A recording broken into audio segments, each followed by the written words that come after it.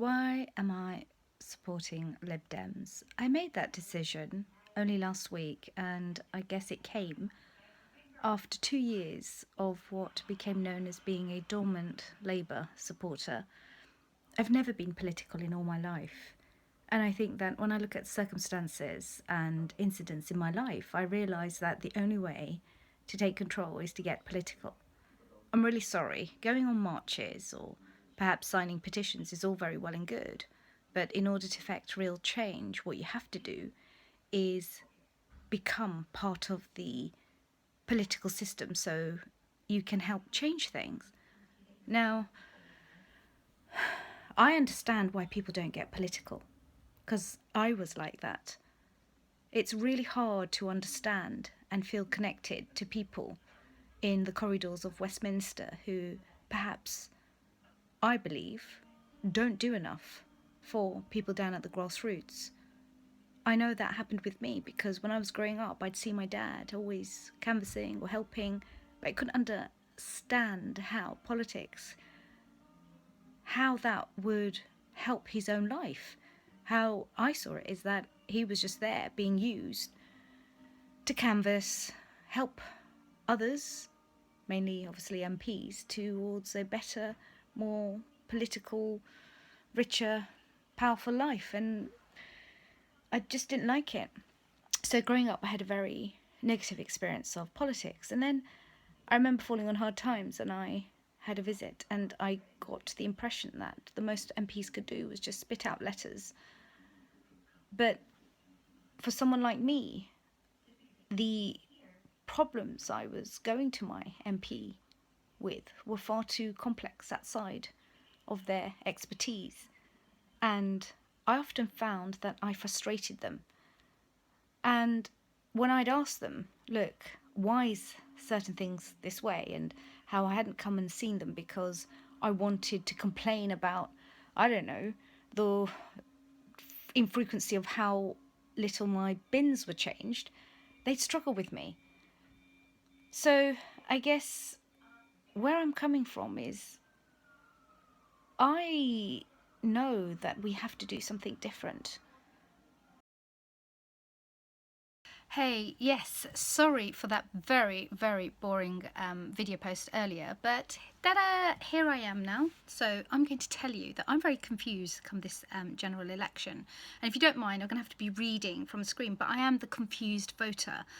And I've really got a dilemma. I mean, I have no idea how to vote in June. I guess my loyalties are split. I'm a member of the Lib Dem, and I really want to see them obviously get into government, but I've got to be realistic as well. And I want to make sure then, in that case, that the constituency in which I vote will get the right MP. Now, this is the dilemma. My current MP, he's Tory.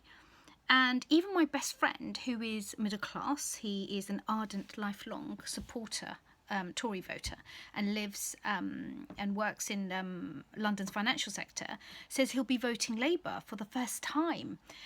Oh my God, I mean, he knows himself as a long-time Tory voter that the NHS will be bad under the Tories. Also, he doesn't like fascism and the way that the Tory government is appeasing UKIP policies. And he doesn't like the far-right rhetoric message that Theresa May seems to be intent on pummeling through. So he's encouraging me to do the same, which is vote Labour. And I look, even as a Lib Dem member, and I've never supported the Tories. I've never voted Tory. I want my Tory MP to win. So this is why, okay? Because in my life I've met so many MPs now. Very quickly, I was briefly a member of Labour, and I just found them really unauthentic, inauthentic, patronising, sneering. I had 2 Labour MPs who I really struggled to get help from. And those of you who know my work online and some of the issues I'm dealing with as a Muslim woman, as a Muslim businesswoman, and not just that, just in terms of trying to get a better life for Asian women within communities that are backward, like the community I come from. It's been horrific. I'm not going to go into details, but it's quite general knowledge that I've been expelled and disowned by my own family. And as a consequence of that, some of the things I've reported and shared has got me into a lot of trouble, and I've not been able to, or rather struggle to get help. Luckily though, and what's good news is finally people are helping, one of whom is my Tory MP. And I guess why he's such a stark difference is because those MPs and councillors I've met, I've always felt that they were career politicians, in that they weren't really interested in looking after us everyday people. Many of them that I met, I just sniffed that actually they rely on this job to get them a bit of income, and more often than not they use people's help during election. It's the only time you see them surface. And then they toddle away. And the worst thing for me is in 2015 autumn, I went to the Labour Party conference, and there at the women's conference, I remember, I think it was Yvette Cooper I came across. There was a Q&A, and as women you could go and queue up and ask questions. And I remember standing there and getting very tearful and grabbing the microphone and addressing an audience or crowd, seated crowd of several hundred, telling them about some of the problems that I've suffered and why, and how hard it is for women like me to have our voice heard and to get the help. And I remember Yvette Cooper coming over and giving me a hug, and so many women came up. I'm not going to go into details, but I'd shared some pretty awful things that had been happening to me. And when she was there, and I remember, I think it was the mayoral elections or something, or some assembly elections, what happened was that she asked that I make sure her entourage get help, and all these women rushed over, and oh god, they were so disingenuous. I could see that they didn't care. The only reason they were all coming and standing next to me is because they wanted to be noticed by Yvette. And every one of them, I think it was about 3, promised that they would help me or get in touch. Do you know what? I never heard from them ever again. What does that tell you about why people often become politicians? It's all about chasing the vote and getting into office. And what they don't realise is that had they helped me, I'd have more likely gone amongst my network. And especially as I explained, I'm not a political person. All my circles are non-political. Can you imagine if I'd gone back with the feedback and explained my story, how many more votes I could have got, or at least interest for people who are politically disaffected to wake up and think, oh okay, Yasmin's story seems quite genuine, I might look at getting politicised now. Anyway, cut a long story short, look, in my experience, Tory and Labour MPs or candidates have either been rude, thick, inept, lazy. Yeah, that's really strong words, but it's true. They've looked down on me, broken promises, or just wanted to spend time using me for my ideas to help their own career, you know, and promote their own agenda just to get them noticed. And worst of all is they've never really been authentic. And you know what? Despite knowing and hearing that I've had a bad time, you'd think that they'd be better and be more alert. I mean, my 2 previous MPs were Labour, and they were so lazy and shocking. I was sickened, and I was a long-term voter of the Labour Party. I had to write in and in again and again asking for help. And I was told this eventually as I checked and investigated why my MP wasn't helping me. I think it was a parliamentary ombudsman or whatever. They said there is no obligation on any MP to help us. There's no job spec, in essence, that tells them that they have to help our citizens. Oh my god, apparently there's no code of conduct, apart from obviously that ruling fraud and other aspects of being an MP, you know, not lying or being criminal or having criminal intent. But even a Labour MP blocked me. My MP blocked me on Twitter. And so when the election happened in 2015, guess what? He got elected in again. I mean, I managed to get 1 letter out of him in the end, but my God, that's all they seem to do. You go to one of their MP surgeries, it's a nightmare. It's like you go there, they don't expect to handle people like me, because when you turn up like I do, booted, suited, you know, able to talk to them at their own level, they don't like it. I think they're so used to people fawning over them, then maybe, you know, the elderly and vulnerable have to rely on their help. But I didn't like that. And all my crime was, I remember with that Labour MP, him and I had a huge standoff in his office, and he had his aide with him. And he just started shouting and saying, you know, what is it with people? Why do they expect that we can solve and fix everything? And all I was trying to do was say to him, you haven't responded to my many requests of help. I've written in again and again. And he seemed to be terribly defensive.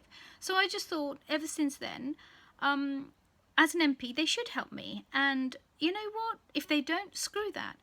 I mean, it's just sad.